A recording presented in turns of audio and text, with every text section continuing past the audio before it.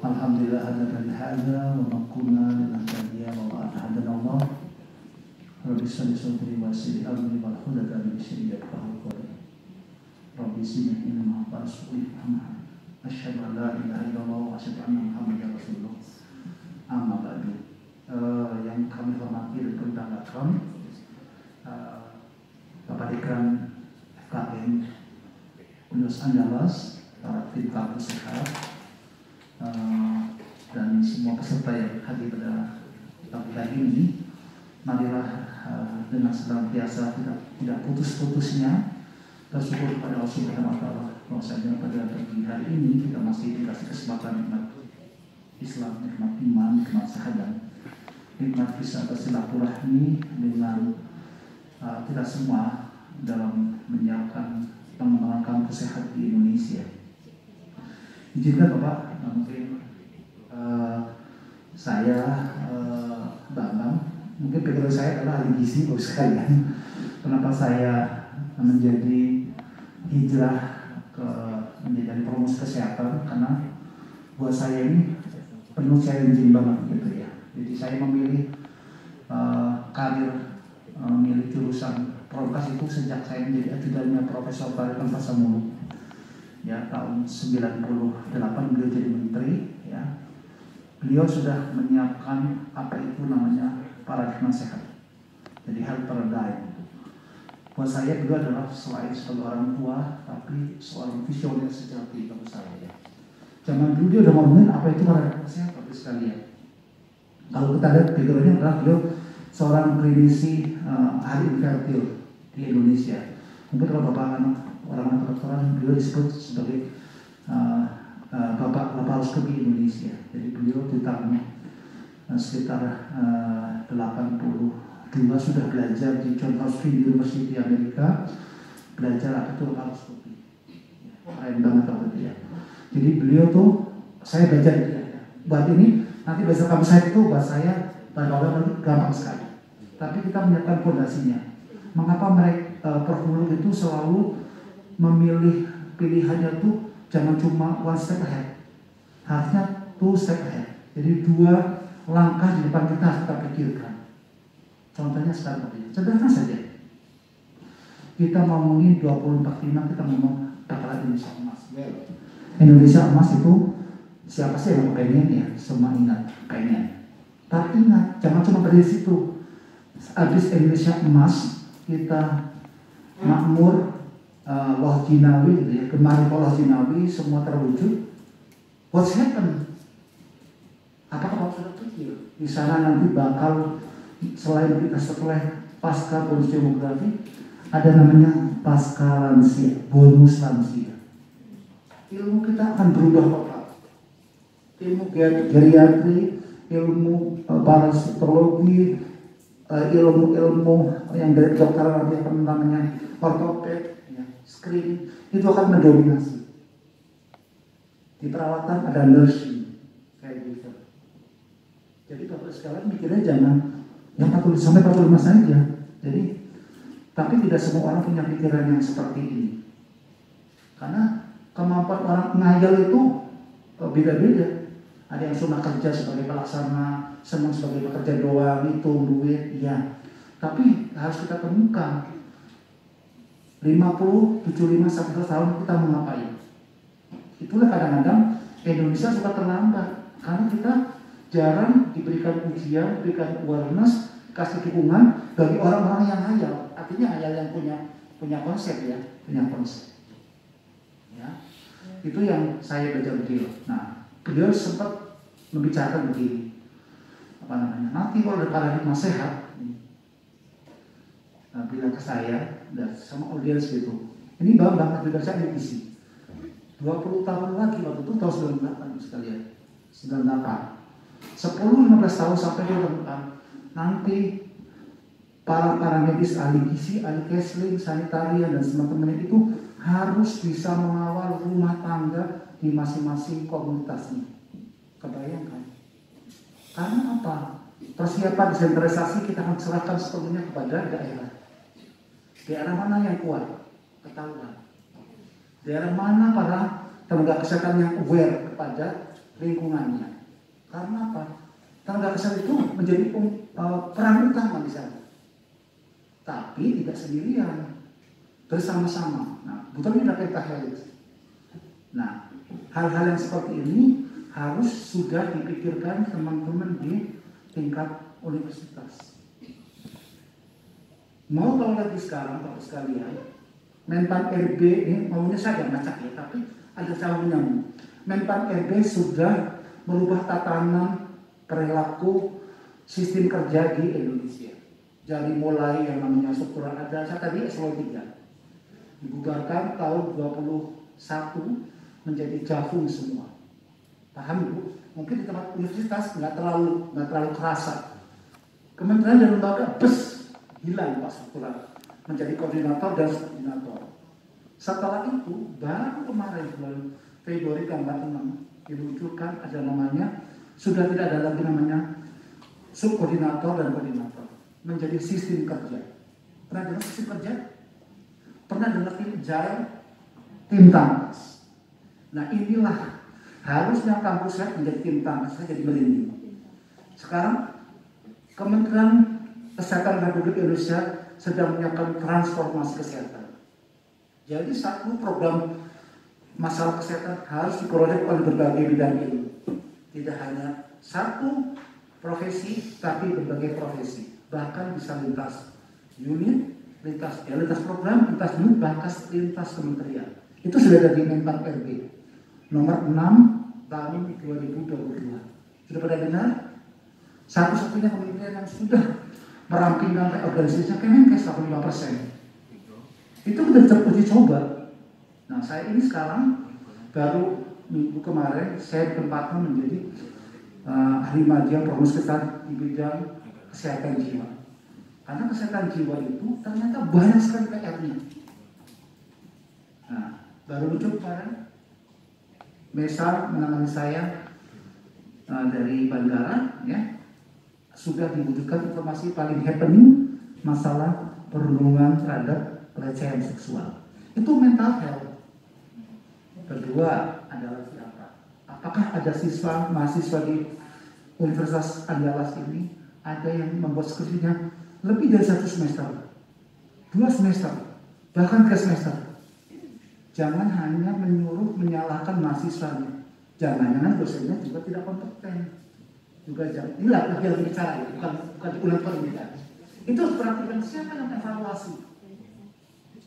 Bapak sekalian, saya datang ke Padang tahun 96. Waktu itu saya mengikuti perkuliahan namanya AKTA IKI Padang. Saya menjadi PNS itu awalnya menjadi dosen ilmu gizi. Kemudian saya mendapat kesempatan belajar di IKI Padang. Di situ sudah dibacakan bagus sekali. Seorang guru, seorang dosen tidak boleh mengatakan mahasiswanya atau siswanya itu goblok, tolol, nggak boleh. Seandainya dia tidak lulus pun tidak boleh. Kamu tidak berhasil. Jawabannya belum berhasil. Keren ya? Itu tahun 96. Kalau sampai dosen-dosen UNAR mengatakan sampai tidak bisa membimbing mengatakan mahasiswa tidak lulus, berarti ada kontribusi seorang staf pengajar di UNAR yang tidak baik pula. Harusnya cek mental mereka. Harusnya tidak boleh kayak gitu. Bapak Ibu yang pernah sekolah di luar negeri tidak pernah merasakan seperti itu. Saya pernah mengambil kuliah di University of Philippines, Manila. Ya, saya ambil bersama-sama 16 orang itu di postgraduate. Setiap satu Bapak Ibu sekalian, apakah pernah? Contoh, saya kuliah di S1 S2 bersama Pak Dekan, ini sahabat saya. Pak Dekan orangnya pinter, tapi kalem banget waktu itu ya. Kalem, mulai sekarang kalem ya. Pinter, Pak Dekan ini kalem, pinter katanya. Yang mungkin karena dia orang dari rantau gitu, ya cakep, banyak yang suka juga sih gitu ya. Ya. Ingat bahwa teman-teman di orang-orang Padang itu adalah generasi kami, termasuk istri saya. Istri saya orang Bukit Tinggi. Jadi saya Sunando dulu. Jadi anak saya sekolahnya Minang. Alhamdulillah anak-anak saya punya kecerdasan yang sangat baik lah kalau mau saya. Karena ini perkawinan dua ras yang berbeda. Nah, baik ke sini. untuk menjadi tim jar itu harus keroyok sekarang. Ya kayak kampus sehat. Tidak bisa FKM sendirian dari mulai merencanakan sampai mengevaluasi. Oh tidak, harus semua sampai interest. Laki-laki komitmen. Ya, kembali ke komitmen. Jangan cuma komit, harus sampai komat. Tahu komat? Ya mengajak Allah Akbar, asyhadu an la ilaha illallah, hayya 'alas shalah. Jadi bergerak. Kalau cuma komit itu cuma niat. Niat cuma ditulis. After that, I don't know. Harusnya ya komat yang mengajak. Pergerakan itu yang harus kita ditunjukkan anak Unang. Kembali lagi ke masalah tadi, masalah skripsi. Harusnya tidak boleh mahasiswa apalagi sampai DO. Harusnya malu di Inggris, di Belanda itu tidak boleh. Kalau sampai dosen tidak bisa mengatakan mahasiswa sebagai lulus, mereka punya catatan buruk. Makanya di sana bisa mempropos anak kesatunya dirayu, didorong, atau jalur layanan positif. Kamu ambil ini, ambil postgraduate, kamu ambil fast track ke doktoral. Begini betul. Ya. Saya setiap saat waktu di Manila itu di chat, Pak. Dulu nggak ada WhatsApp, tapi di SMS. Mr. Bambang, gitu ya. How are you today? Ya, dengan bahasa Tagalog campur-campur, gitu ya. Apa yang Anda rasakan satu seminggu kemarin dalam kuliah? Mudah-mudahan is very good, gitu ya. Tidak ada masalah, problem. Walau problem, tidak ada masalah. Tapi bila ada masalah perkuliahan, tolong segera beritahu saya. Waktu itu pemimpin akademik saya seorang Amerikan, namanya Prof. Fazol, ahli biokimia gizi. Saya kuliah S1 itu nggak pernah ya, baik kan? Digituin. Sekarang coba ubah perilaku teman-teman dosen. Pernah mengatakan kepada siswanya ada masalah apa? Dan di Manila itu sistem perkuliahannya seorang dosen pemegang mata kuliah katanya katakanlah tadi kan itu pegang mata kuliah epidemiologi. Kalau ada mahasiswanya 1, 2, 3 sini kelas A ini misalnya ada yang bermasalah, mereka tidak boleh menegur, harus lewat PA-nya. Sangat baik. Sebelah sini Mesa bermasalah, Mesa tidak berani, Pak kan tidak bisa.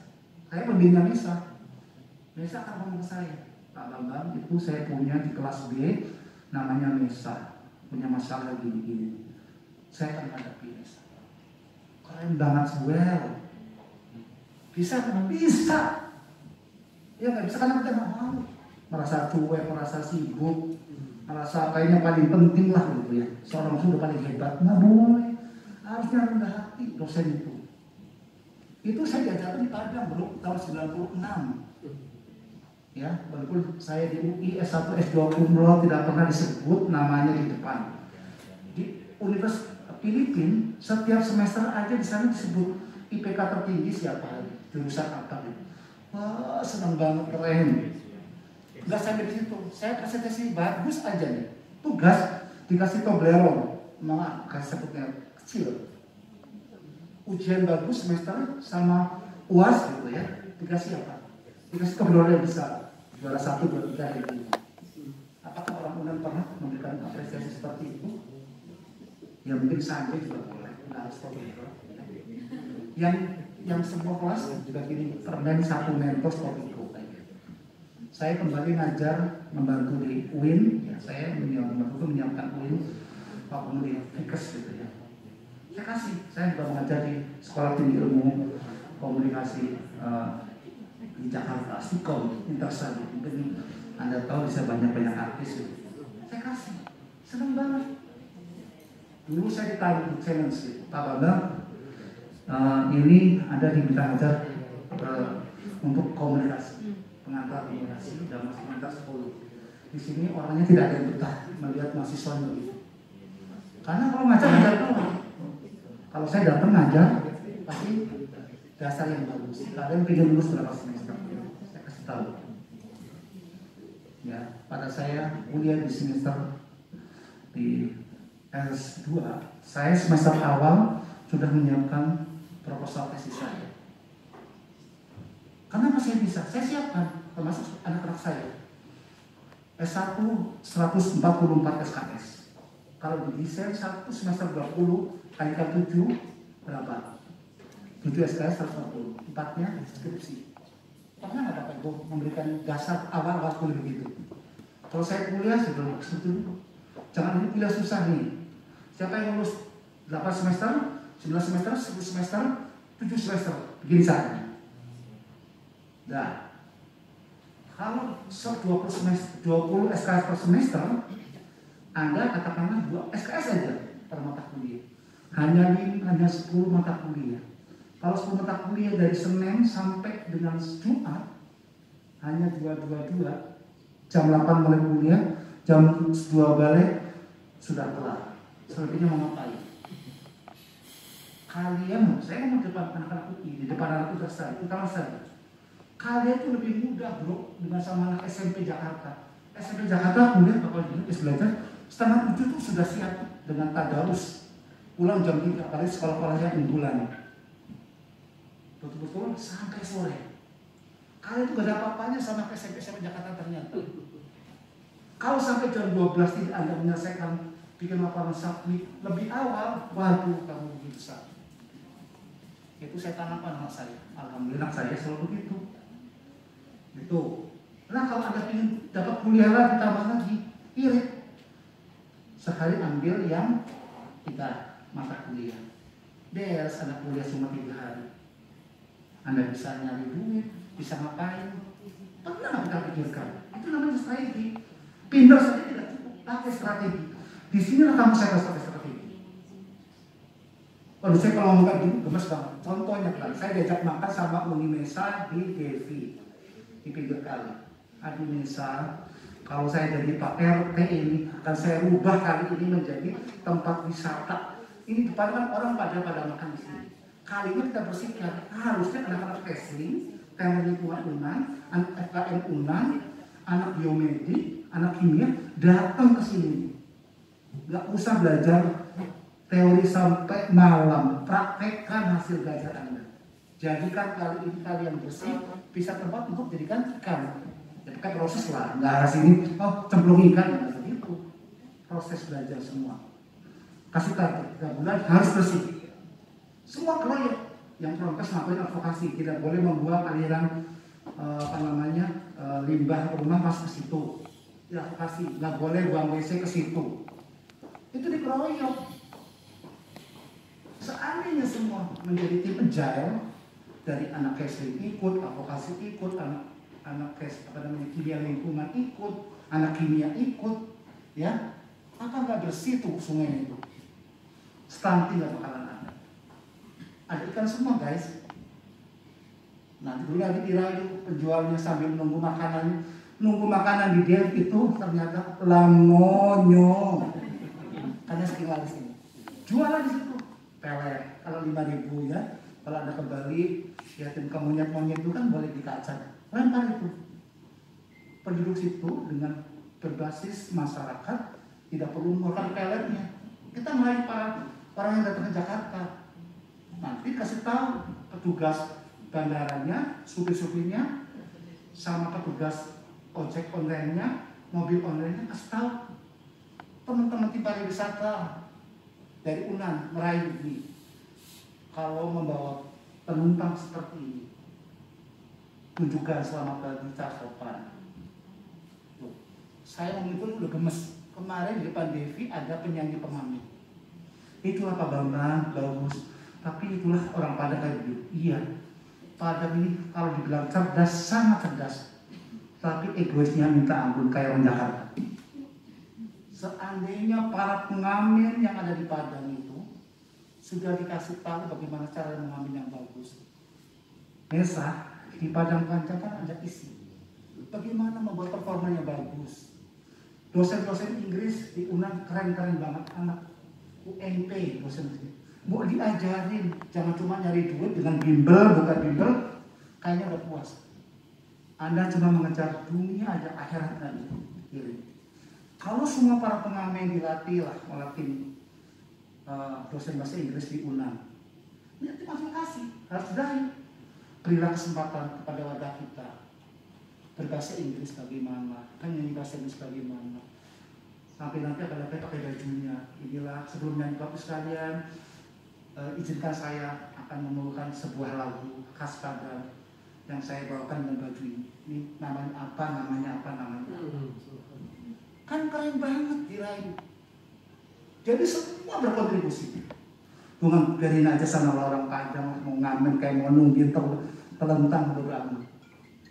Itulah egoisnya orang Padang. Mirip egoisnya kayak orang Jakarta. Bisa nggak dikerjakan? Bisa. Hanya satu.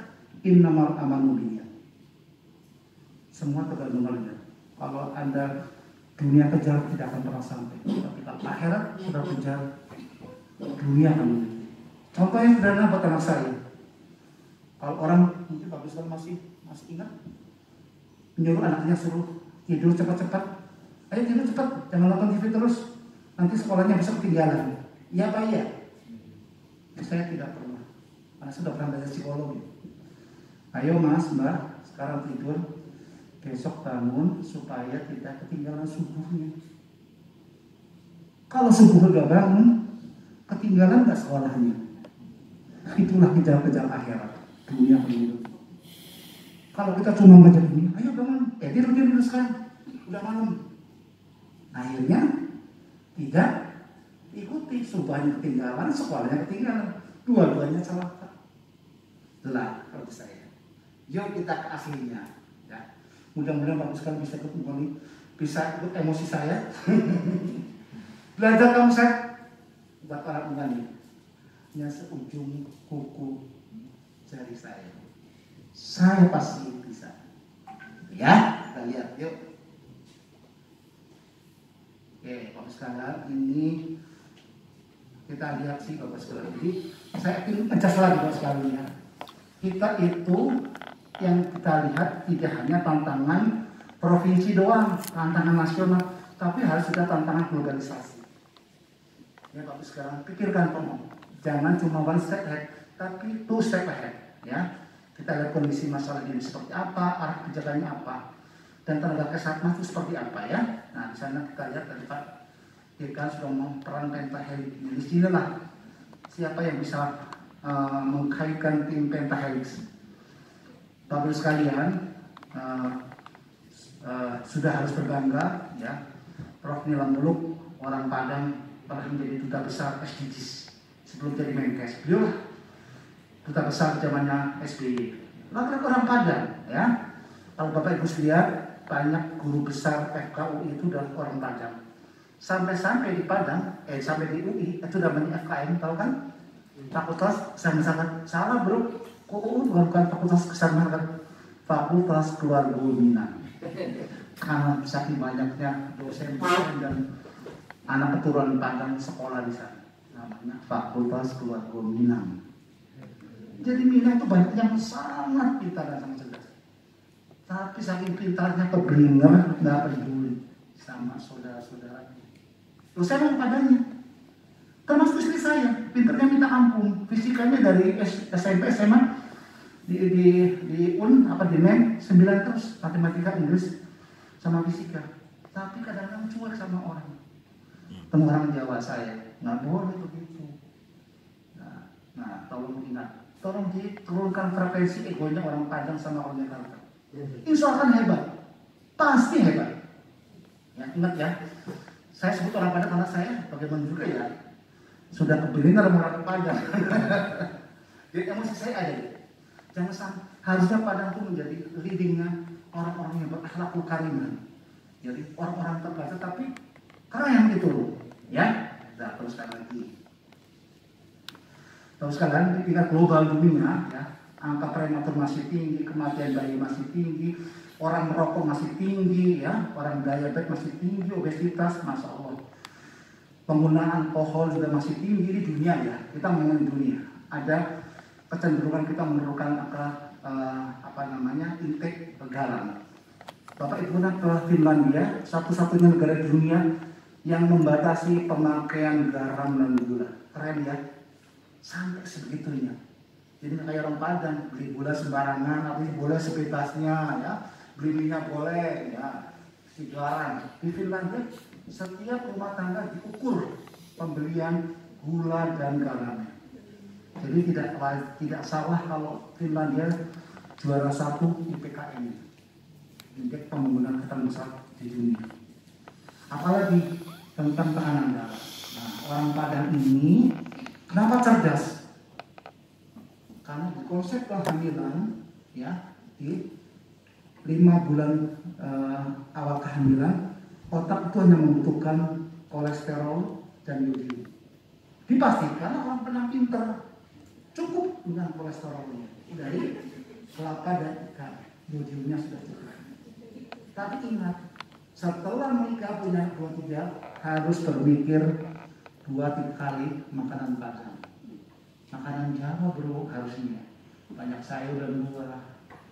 Kemarin saya nunggu sayur lama sekali, ya, karena saya sudah biasa karena apalagi saya seorang ahli gizi.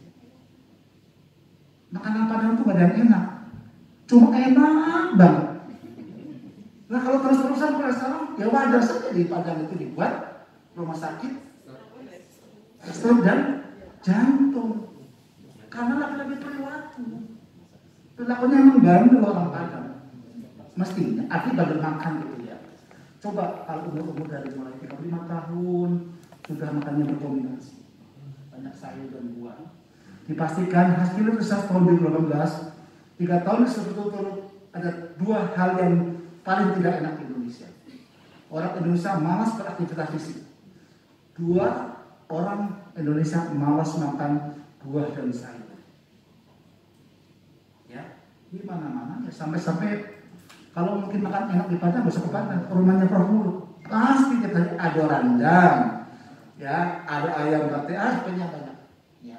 Jadi kalau saya pengen makan Padang, saya telepon Bapak, Pak, bikin makan Padang. Ya sudah sini nanti siang, apa mau? Itu namanya udang, rendang, Allah Akbar. Nah kalau betul terus apa nggak tahunya?